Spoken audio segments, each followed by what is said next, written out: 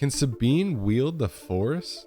Episode 3 of Ahsoka shows us some Jedi sparring and gets into the use of the Force. So today we're going to explain how the Force works with Jedi and whether or not anyone can use it.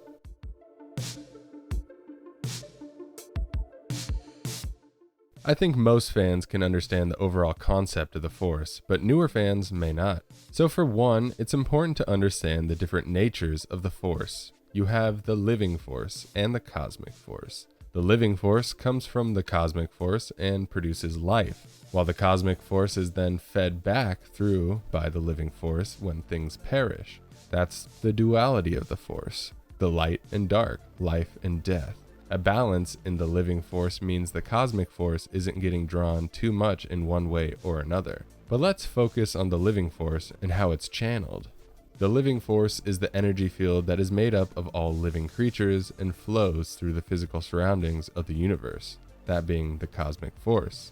Through one's midi-chlorians, you are able to channel the power of the Force. Depending on how high your M count is, will determine your natural ability. Like Ahsoka says, talent is a factor. The natural gifts of a person with a high M count, let's say like Anakin, will reflect how easily they learn to use the Force. Before any training, Anakin showed precognitive skill when pod racing, being able to see things before they happened.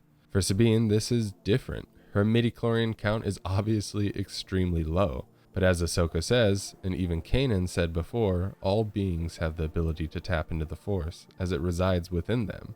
But a big factor in their usage is discipline and mental state. Kanan talked about how Sabine is closed off from it.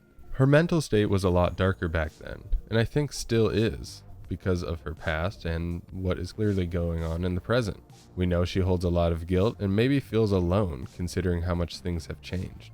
I think once her headspace clears, or she's put into a moment that relies on pure instinct, she'll be able to use the Force. However, the degree and level of aptitude isn't going to be the same as Ahsoka or even the Dark Jedi. Having such a low midi-chlorian count will play a huge factor into how much she can do. You may also remember Huyang did talk about how she would have never been selected for Jedi training because of her lack of natural abilities. This is because the Jedi Order needed students who could already sense the Force around them. Without natural skill, it takes too long to learn. But Ahsoka seems to see something in Sabine, and I think we will find out what that is by the end of the show. One final note is that I thought it was interesting the mention of Mandalorians and Jedi, how there are so few in all of Jedi history to have entered the Order. In my opinion, that's because of their different philosophy, and maybe the way they train and see the world around them. But who knows for sure, they could have just told the Jedi no when they came around to stealing their kids. If anyone can stop a Jedi, it's a Mandalorian. I'm kidding, of course, the Jedi never stole babies.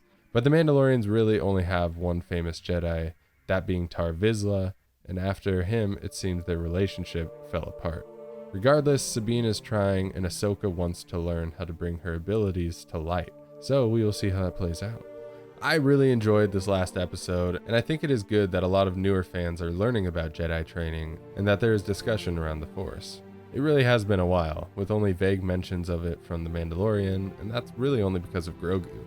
But to actually learn some lore that establishes a base level of understanding on the Force and its usage is awesome. Let me know how you feel about these Jedi lessons below. Make sure to subscribe to the channel if you feel like joining this community.